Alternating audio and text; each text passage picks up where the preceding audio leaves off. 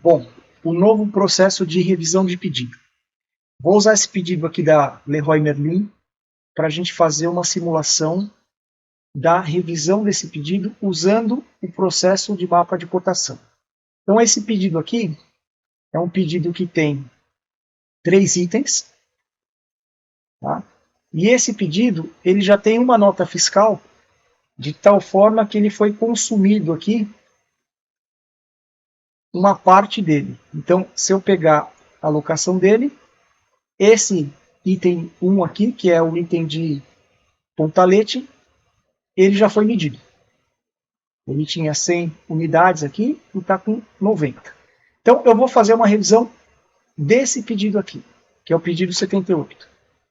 O processo de revisão de pedido, ele continua o mesmo. Então, o usuário vai entrar aqui na tela da revisão de pedido, vai selecionar o pedido que ele precisa revisar e vai entrar na tela da mesma forma. O que vai acontecer agora é o seguinte, ele vai fazer as checagens, então, por exemplo, esse item de pontalete, ele já travou aqui o preço unitário porque já tem quantidade medida. O que ele vai deixar a gente fazer aqui? Ele deixa a gente alterar a quantidade. Então, eu posso alterar a quantidade aqui até uma quantidade mínima de 10, porque o que já foi medido. Então, eu poderia alterar esse item aqui para 50 e colocar mais 50 aqui. Então, nesse item, eu tive uma alteração de quantidade, inclusive uma relocaçãozinha aqui.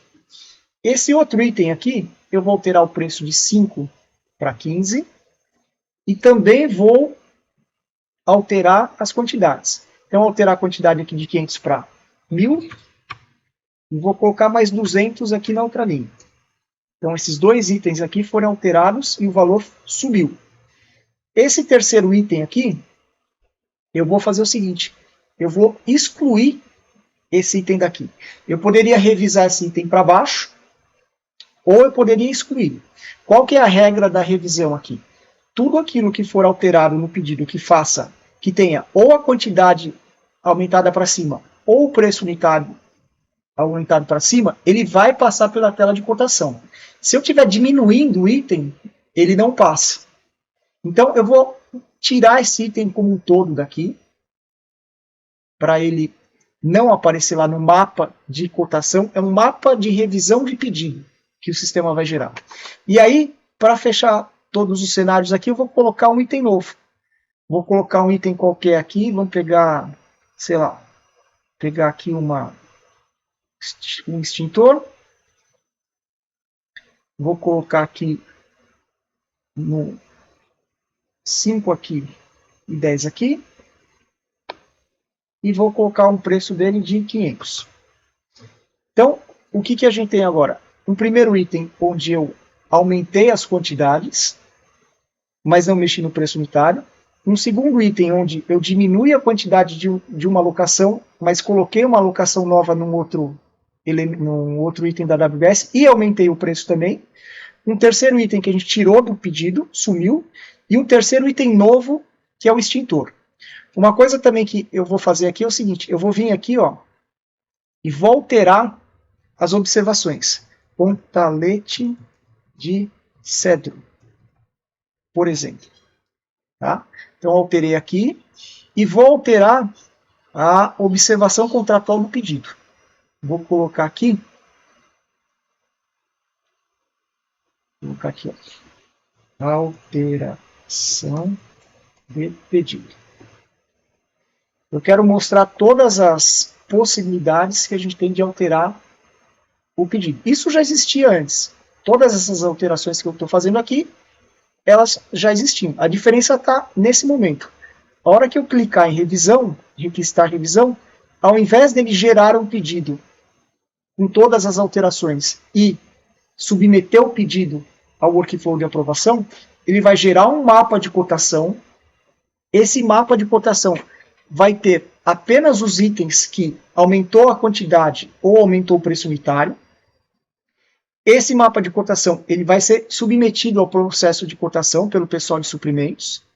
E aí vai ser finalizado O mapa de cotação vai ser submetido ao workflow de aprovação de mapa e depois vai gerar o pedido. Tá? Então, eu vou requisitar aqui. O que ele vai fazer agora? Ele vai perguntar para mim se eu já quero delegar esse mapa para um comprador. Então, eu posso delegar esse mapa agora, ou eu posso gerar esse mapa aqui sem comprador. Então, nesse caso aqui, eu já vou delegar para mim. Se a pessoa que estiver fazendo o processo já souber para quem que vai, pode delegar. Eu poderia dar um cancelar aqui ou um fechar. Ele ia perguntar, você quer gerar a revisão de pedido sem um comprador definido? Se acontecer isso, o pedido esse mapa vai aparecer lá na tela de delegação para delegar para o comprador. A pessoa que delega mapa, o coordenador, vai ser avisado e ele delega para alguém. Se não, que nem eu vou fazer nesse caso, o mapa já sai delegado. Eu vou dar OK aqui nas outras telas e ele vai gerar o mapinha de cotação. Ele está gravando aqui. Na verdade, ele ainda não gerou. Ele vai gerar a requisição de revisão de pedido.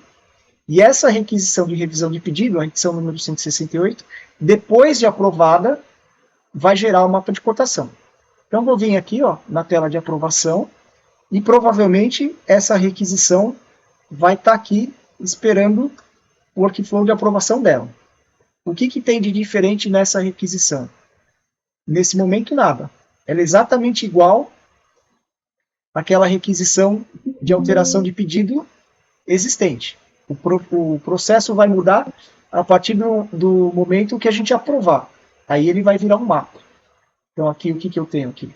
Eu tenho os 4 itens,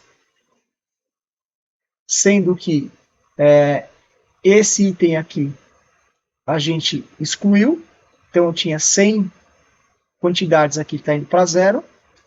Esse item aqui a gente colocou agora, porque ele tinha 0 aqui de quantidade e tem 15 agora. Esse primeiro item do pontalete, a gente diminuiu a quantidade de uma alocação, aumentou da outra e manteve o preço unitário, porque ele já tinha a quantidade medida. E esse cabo aqui, o cabo flexível, a gente aumentou a quantidade dele e a gente aumentou o preço unitário dele. Então a gente tem todas as combinações possíveis de alteração de um pedido aqui nessa requisição. Então vou aprovar essa requisição aqui. Agora, na hora de aprovar, ela vai gerar o mapa de cotação. O mapa de cotação já está delegado para um comprador, então ele vai avisar por e-mail aquele comprador que tem uma requisição para ele, que tem um mapa para ele cotar, né?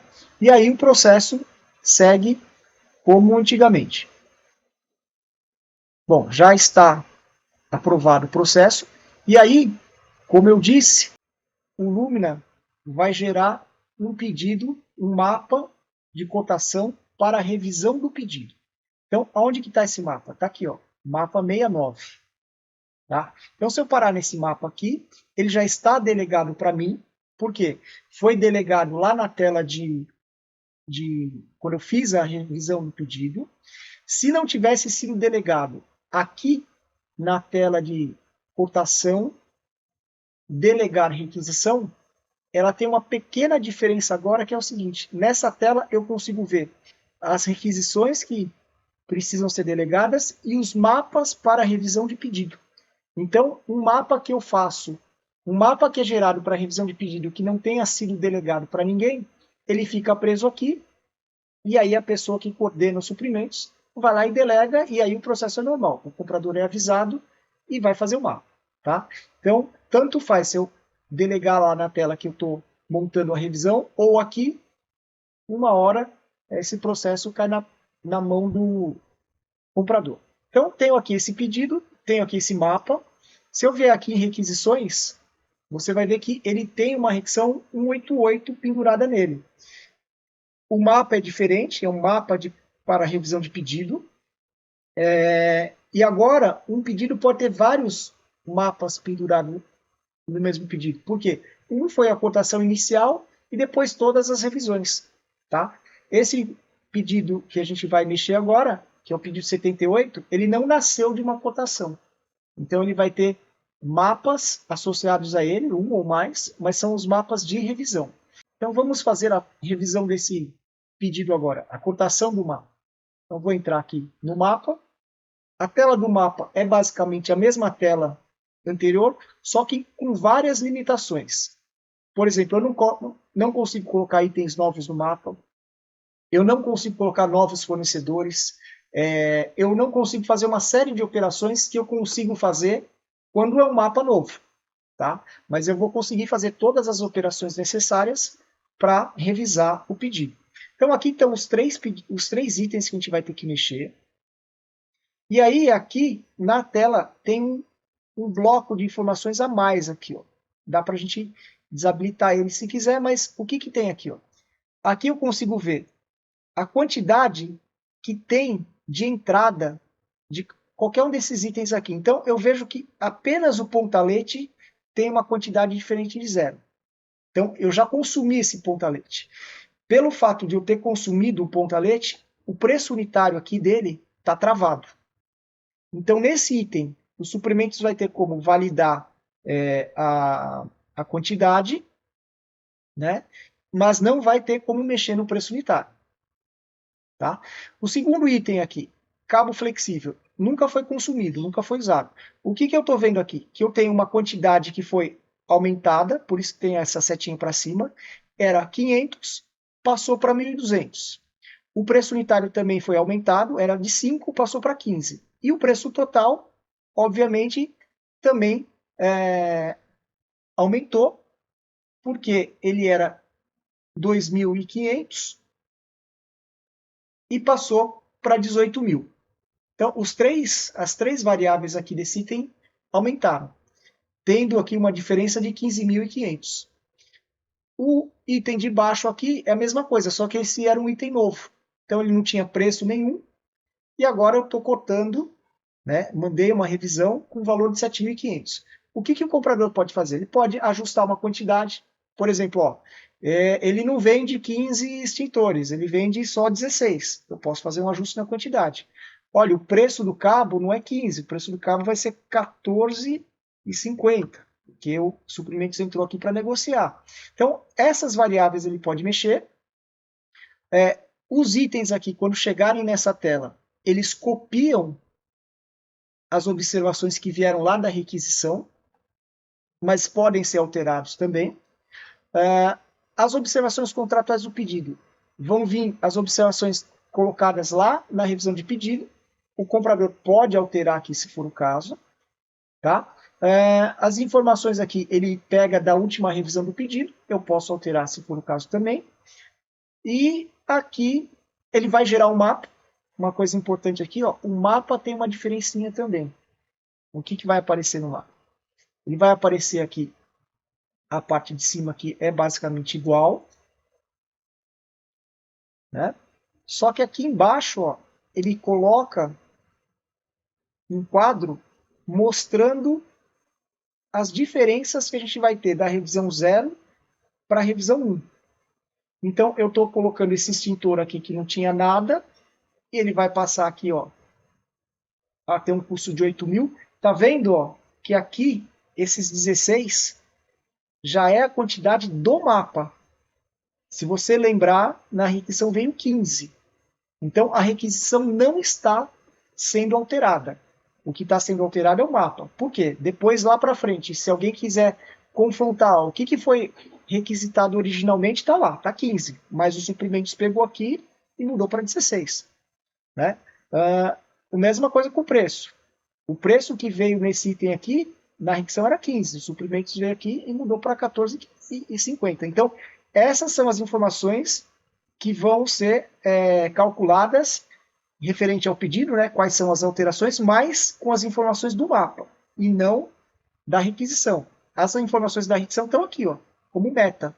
Então aqui veio 100 e 50, esse aqui a gente não mexeu. Aqui veio 1.200 com preço de 15, só que o preço está 14,50.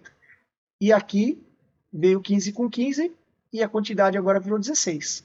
Tá? Essa basicamente é a informação da requisição. Só que se eu imprimir a requisição, ela também mantém tudo original. Então, a ideia agora é mexer no mapa o quanto for necessário e finalizar esse mapa. Vou finalizar.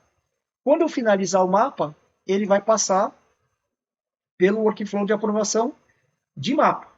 Né? O mesmo workflow. A diferença nesse workflow de aprovação é que se a pessoa que estiver aprovando o mapa tentar visualizar a cotação, ela vai ver exatamente as informações que eu mostrei agora, inclusive aquele quadrinho das alterações. Tá? Então, o cara que estiver aprovando o mapa vai ter acesso a essa informação também. Eu vou aprovar esse mapa. Esse mapa aqui, ele é um mapa de revisão de pedido, mas assim, para efeitos de workflow de aprovação, também não muda nada. Dá para aprová-la pelo app. Pelo app também vai aparecer o mapa com essas alterações que a gente mostrou aqui. Não muda nada. Os e-mails aqui vão para o comprador de volta. Quando eu aprovar o mapa, o comprador volta aqui para a tela, então, e aí ele vai criar o pedido, que na verdade é um pedido de revisão. Né? Vou criar o pedido, ele vai dar origem a um pedido revisado e vai submeter esse pedido ao workflow de aprovação pertinente àquele pedido. Então, nesse caso aqui, o que ele alterou? Ele alterou para a gente aqui, nesse primeiro item aqui, a quantidade. Nesse segundo item aqui, ó, tá vendo? O preço unitário veio para 14.500. Esse terceiro item aqui nem existia, é um item novo. Aquela observação que a gente colocou está aqui. Aquela observação que a gente alterou está aqui. Se eu imprimir esse pedido com alocação, você vai ver que a alocação está certinha, como a gente deixou lá na requisição. Então, só para finalizar o processo, o pedido aparece agora aqui para o workflow de aprovação. E aí depois tem uma coisa interessante, vamos aprovar esse pedido aqui. Tem uma coisa interessante que é onde a gente consegue ver quais os mapas que estão associados a um pedido, os mapas de revisão. Eu posso fazer várias revisões. Nesse caso aqui, a gente vai ter um pedido que só tem um. Mas eu tenho um outro exemplo lá que tem um monte de revisão. E aí, na tela de pedido, a gente consegue fazer, puxar todo esse histórico. Então, deixa eu aprovar aqui. A gente volta para a tela de pedido e dá uma olhada nesse histórico que eu estou falando. O que eu quero falar é isso aqui. Então, vou pegar aqui a lista de pedidos e a gente dá uma olhada esse pedido aqui, ó, pedido de consumo. Se eu vier aqui, ele não tem uma cotação, porque ele não foi gerado a partir de uma cotação. Mas se eu vier aqui em revisões, na tela de revisão, eu vou ver que eu tenho aqui, ó, revisão 1, aqui na frente o campo cotação, o mapa que deu origem àquela revisão. Então esse mapa, se eu imprimir, é aquele mapa que a gente fez agora.